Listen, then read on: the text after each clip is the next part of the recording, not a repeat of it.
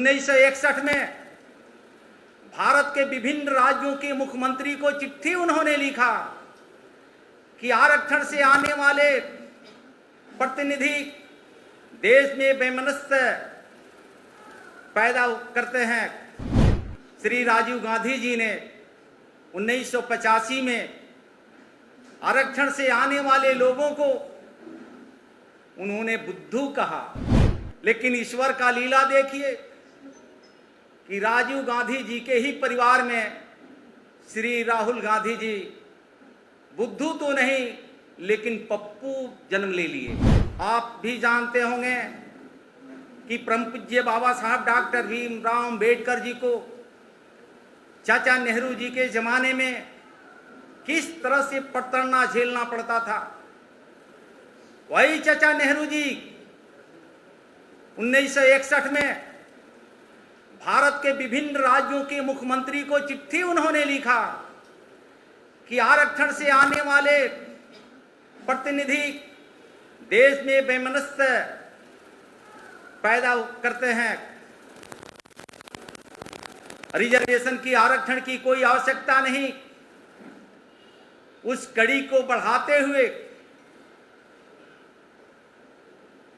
श्री राजीव गांधी जी ने 1985 में आरक्षण से आने वाले लोगों को उन्होंने बुद्धू कहा।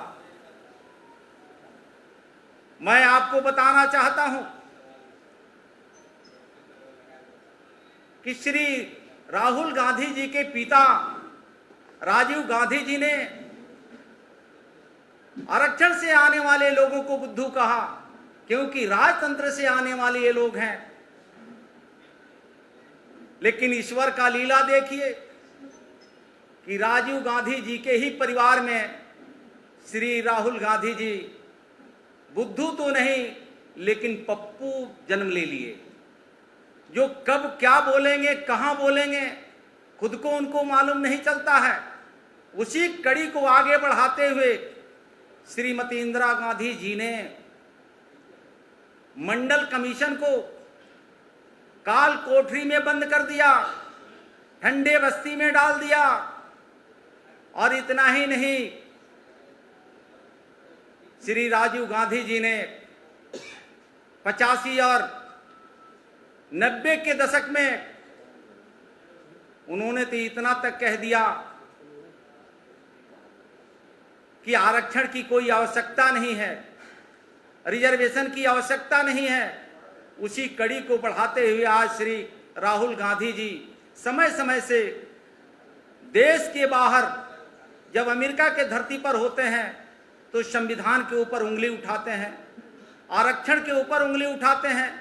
उंगली ही नहीं उठाते हैं, स्पष्ट शब्दों में कहते हैं कि अगर हमारी सरकार आ गई तो संविधान के तहत जो अनुसूचित जाति जनजाति की भाई और बहनों को आरक्षण का अधिकार मिला है, उस आरक्षण को स्वतः समाप्त हम लोग करेंगे।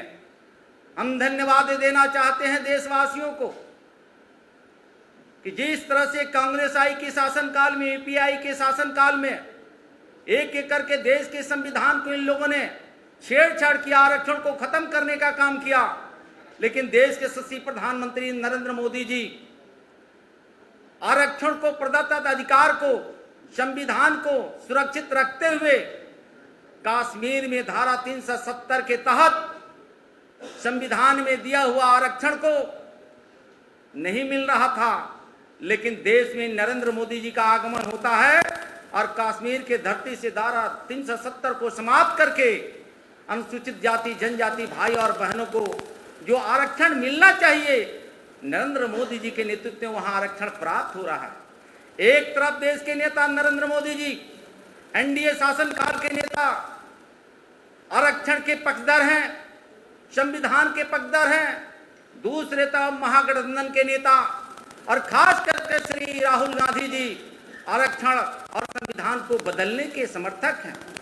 दुर्भाग्य है उनके बातों से देश के अनुसूचित जाति जनजाति के भाई बहन आक्रोशित है। और देश के गृह मंत्री आदरणीय अमित भाई शाह जी ने स्पष्ट शब्दों में कहा है कि जब तक भारतीय जनता पार्टी है ना संविधान के ऊपर कोई उंगली उठा सकता है, ना कोई संविधान बदलने की सपना देखता है। आरक्षण को खत्म करने की तो बात दूर की है। न भारत की सीमा में, न भारत की सुरक्षा में कोई छेड़छाड़ कर सकता है जब तक भारतीय जनता पार्टी और देश के नेता नरेंद्र मोदी जी और अमित भाई शाह जी हैं। ये दुर्भाग्य है, राहुल गांधी जी के बयान से देश के कमजोर वर्ग के लोग, अनुसूचित जनजाति के भाई बहन मर्माहत हैं। उसी बात को लेकर के हम आपके माध्यम से झारखंड प्रदेश वासियों के साथ साथ देशवासियों में जिस तरह से आक्रोश व्याप्त है, लेकिन धन्य है नरेंद्र मोदी जी स्पष्ट शब्दों में कहा है कि मेरे रहते संविधान और आरक्षण खत्म होने वाला